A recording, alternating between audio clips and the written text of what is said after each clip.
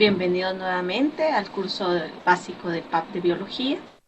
El día de hoy vamos a trabajar la continuación de la taxonomía con el reino fungi.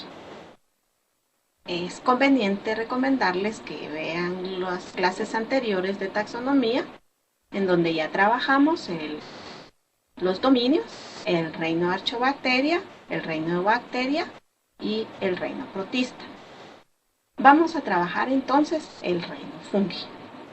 Cuando hablamos del reino fungi, lo primero que nosotros pensamos es en hongos. Entonces, como podemos notar nosotros en nuestra diapositiva, existe una diversidad de hongos que principalmente los observamos en los días lluviosos. Vamos a ver algunas características. El reino fungi está conformado principalmente por células eucariotas. Existen dentro de este reino organismos unicelulares y pluricelulares. El reino fungi está conformado por individuos que tienen características especiales como heterótrofos. Recordemos que heterótrofos significa que no son capaces de fabricar su propio alimento, que necesitan obtener el alimento de otro individuo. Ese alimento lo pueden obtener de diferentes formas. Una de ellas es llamar a los hongos saprobiontes. Saprobiontes significa que son capaces de desintegrar a toda la materia que ellos necesiten para poder obtener su alimento. Tal es el caso de las frutas. Ustedes pueden observar que cuando se arruina una fruta, el hongo que está ahí absorbe todos los nutrientes de ella hasta desintegrarlo. Otros hongos son parásitos. Recordemos que parásito significa alimentarse de otro sin tener en cuenta los daños que se le puedan ocasionar al individuo. Es decir, únicamente van a obtener un beneficio sin importarle el otro. A eso es a lo que nosotros vamos a llamar parásitos. Vamos a decir que tienen un tipo de reproducción tanto sexual como asexual. Cuando trabajemos el tema de reproducción vamos a hablar específicamente de cada uno de ellas. Por hoy vamos a indicar que la reproducción asexual solo necesita a un individuo y son copias exactas de él. La reproducción sexual necesita de dos individuos. Existen en el mundo alrededor de 100.000 especies aproximadamente del reino fungi, integrantes de este reino. Cabe mencionar que en el reino fungi, vuelvo a repetir, existen organismos unicelulares y pluricelulares, pero todas las células que se encuentran en ellos vamos a decir que son eucariotas. La anatomía de un hongo, que son los integrantes de este reino, cuando nosotros nos dicen fungi, rápido decimos el reino de los hongos. En realidad, la parte estructural de este individuo se encuentra aquí. Esto es el cuerpo del hongo y a eso se le llama micelio vegetativo.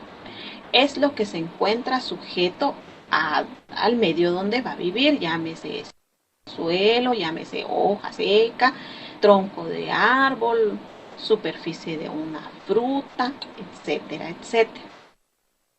Lo que nosotros observamos de los hongos es este sombrerito que está conformado por unas laminillas, es realmente la parte reproductiva del hongo. Nosotros podemos ver aquí que la laminilla, que es la parte que tiene el hongo de abajo, que se ve así como unas linitas, esa laminilla, en ella vamos a encontrar las esporas. Las esporas es la parte que se une para formar al nuevo individuo. Podríamos decir que es similar a la semilla que va a dar origen a otro hongo. El cuerpo del hongo entonces va a estar conformado por un micelio vegetativo, ¿sí? Y un cuerpo fructífero, que está conformado por un pie y el sombrero. Esta es la estructura de un hongo, ya es bastante completo. Depende de el tipo de hongo y la clasificación en que se ubique, así va a ser la forma, pero estructuralmente vamos a decir que todos van a tener un micelio, van a tener un pie y van a tener un sombrero, aunque de distinta forma, a excepción de los que son unicelulares. Ahora vamos a hablar un poquito de la clasificación. La clasificación de los hongos realmente inicia con los quitidiomicetos.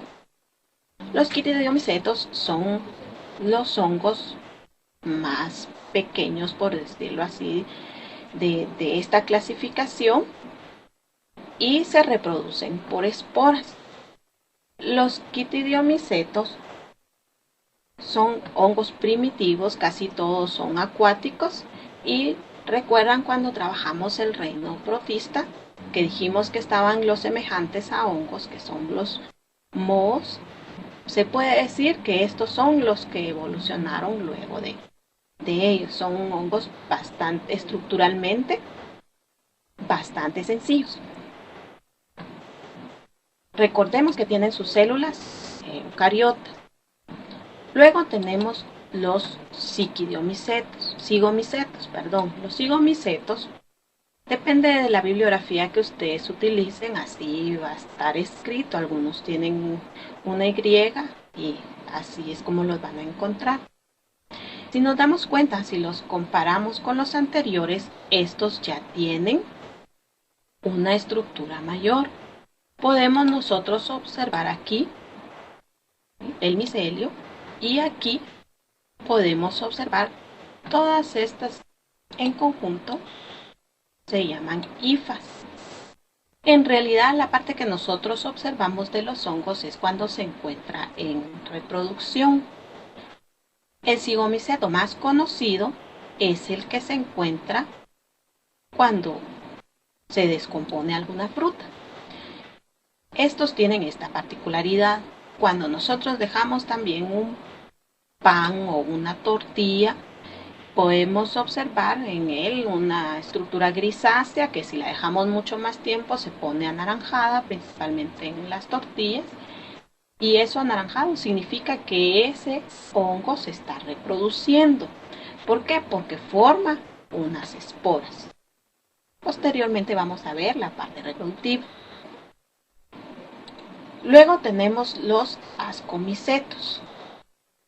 Los ascomicetos, ya si ustedes pueden verlo así, va tomando la forma de los hongos que nosotros conocemos comúnmente, ¿verdad? Que ubicamos el sombrerito y que vemos el palito. Los ascomicetos, muchos de ellos son utilizados en la industria. Uno de los más importantes es la famosa levadura. La levadura es parte de esta clasificación y tiene la característica de ser un hongo unicelular. Esta levadura es utilizada para fabricar el pan. Aquí nosotros podemos observar, es como ustedes lo encuentran en el mercado, y si tienen la oportunidad de ver cómo se fabrica el pan, dice es que hoy no creció el pan. Realmente ese no creció significa que esta levadura no reaccionó. La levadura ayuda al proceso de fermentación, por decirlo así, una reacción química que hace que el pan se vea así esponjoso y rico, ¿verdad? Que nosotros, digamos, queremos probar ese pan. El responsable de este crecimiento del pan es esta levadura, que pertenece al grupo de los ascomicetos. Y los que nosotros más conocemos son los basidiomicetos. Los basidiomicetos son los hongos que nosotros vemos principalmente en invierno. Es importante decir que los hongos tienen una gran ventaja sobre cualquier organismo o cualquier ser vivo. ¿Por qué? Porque pueden pasar muchos de ellos en forma de esporas en estado latente. ¿Qué significa eso? Que está ahí guardadita la semillita y cuando cae en un medio adecuado, entonces se reproduce y forma al individuo. Es por eso que muchas de las enfermedades por hongos son difíciles de combatir. Vamos a hablar un poquito de la reproducción.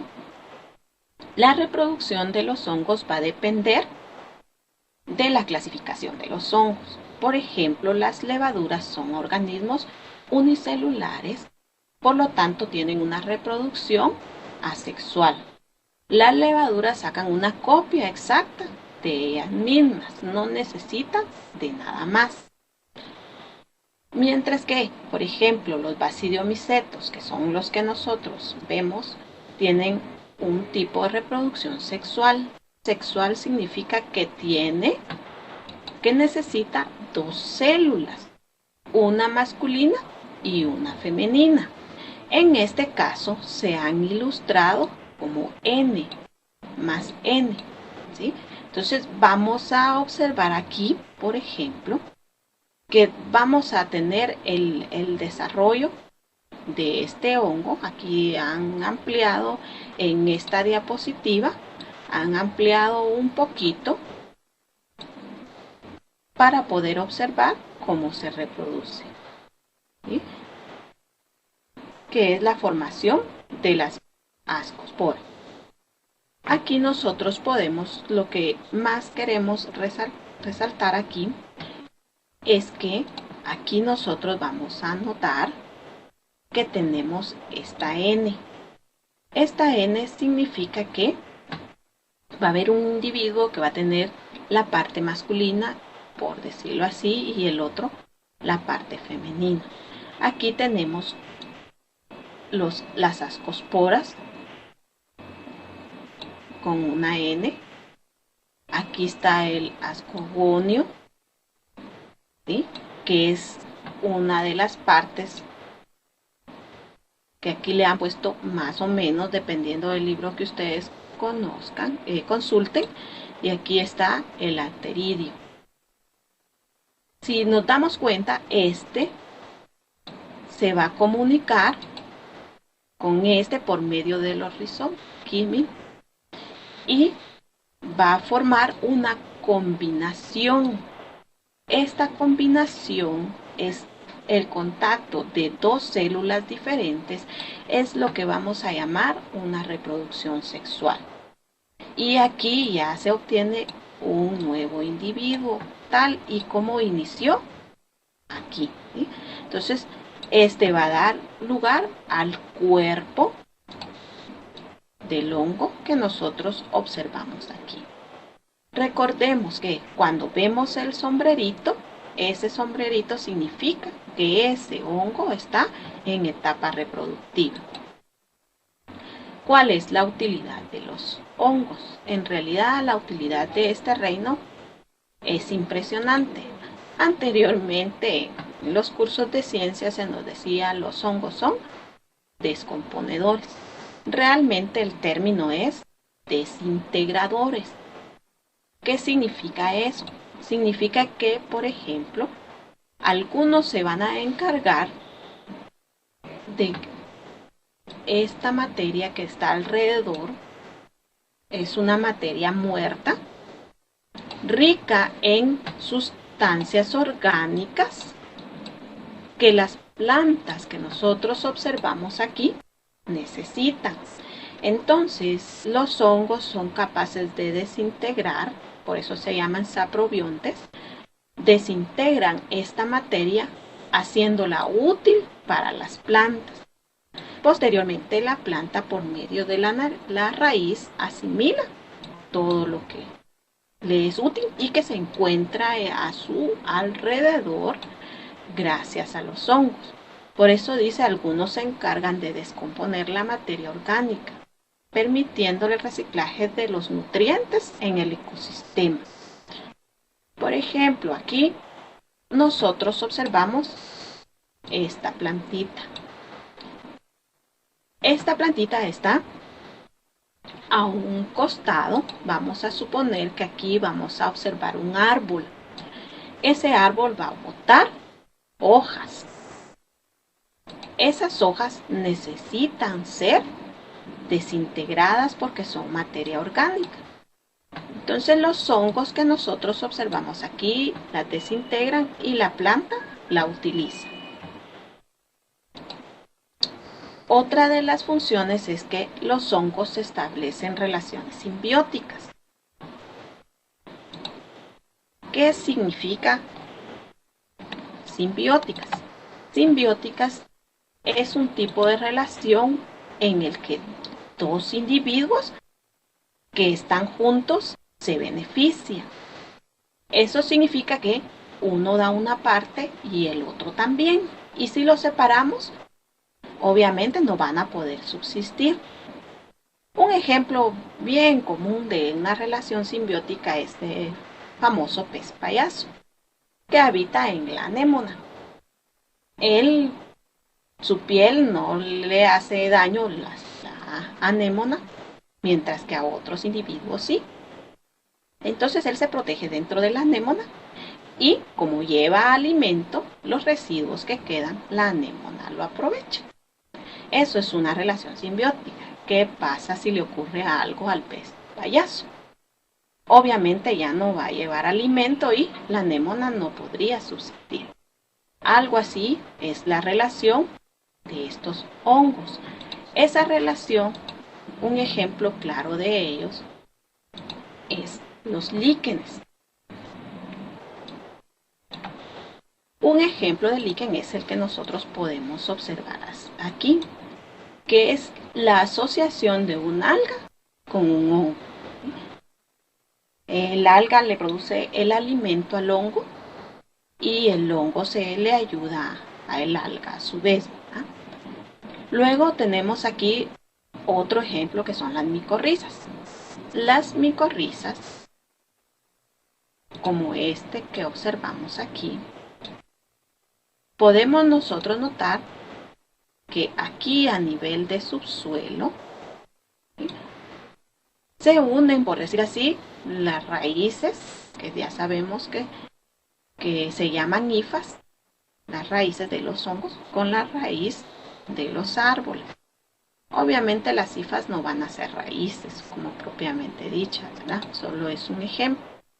Se comunican entre sí y como el hongo desintegra la materia, de una vez pasa hacia la raíz el alimento y la planta se beneficia. Esas son las relaciones simbióticas.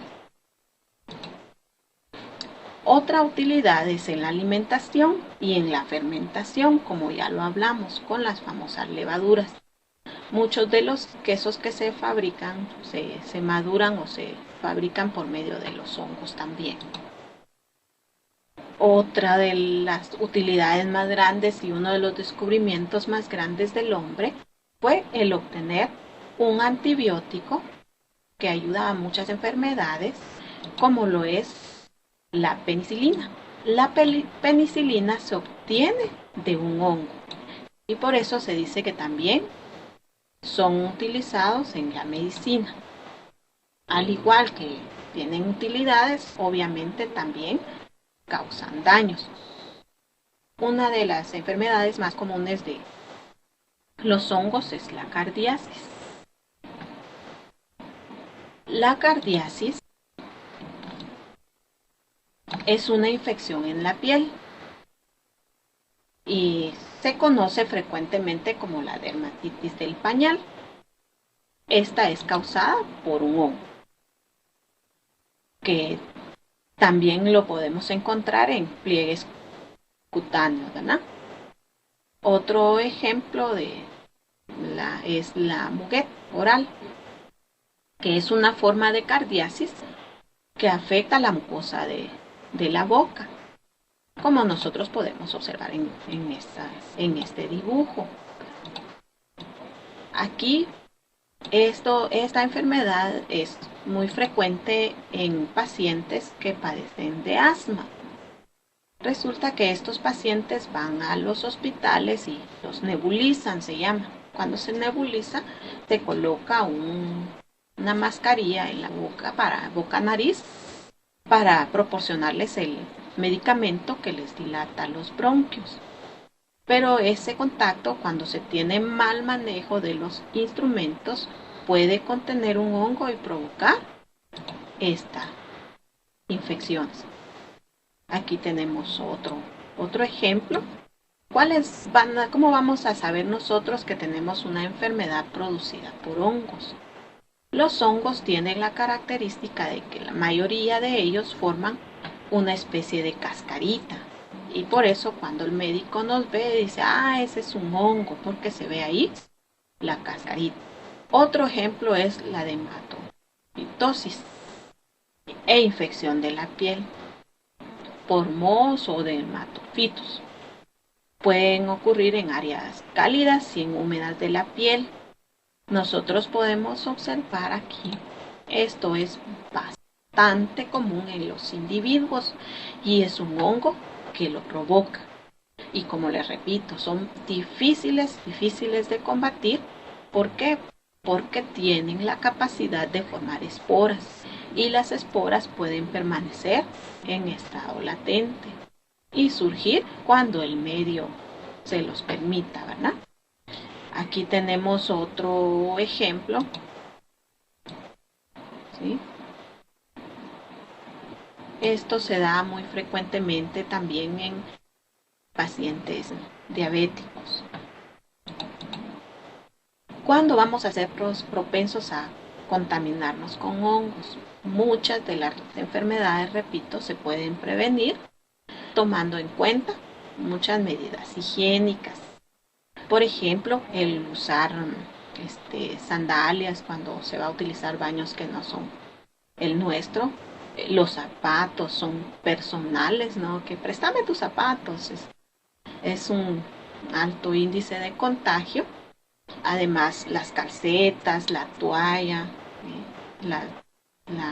cuando vamos a lugares turísticos, tanta es la emoción que muchas veces no nos preocupamos por tomar medidas preventivas que nos pueden evitar tener este tipo de enfermedades que, aparte de que son incómodas, como esta, requieren de un tratamiento muy específico y que muchos de los medicamentos, por ejemplo, para combatir estas famosas uñas, muchos de ellos son dañinos para el hígado y entonces se necesita de estar haciendo controles de hígado y requiere, no se quitan con que echémosle una pomadita y ya. La mayoría de ellos son bastante resistentes, entonces es importante que nosotros usemos las medidas preventivas y no tengamos este tipo de situación, ¿ah?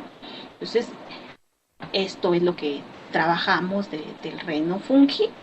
Es un reino bastante amplio, es un reino que sí, la clasificación va a depender, la reproducción va a depender de cada una de las clases y es importante que ustedes revisen los tipos de reproducción y que pues lo trabajen cuando tengan el tiempo disponible.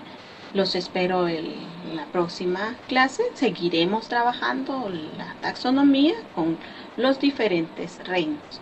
Ya trabajamos el reino Archaeobacteria, el reino Eubacteria, el reino Protista, el reino Fungi, los cuales tienen las ideas generales, invitándolos a ustedes a que se informen un poquito más, estudien un poquito más de los temas en los libros de biología básica y posteriormente trabajaremos los siguientes reinos. Muchas gracias por su atención y hasta la próxima.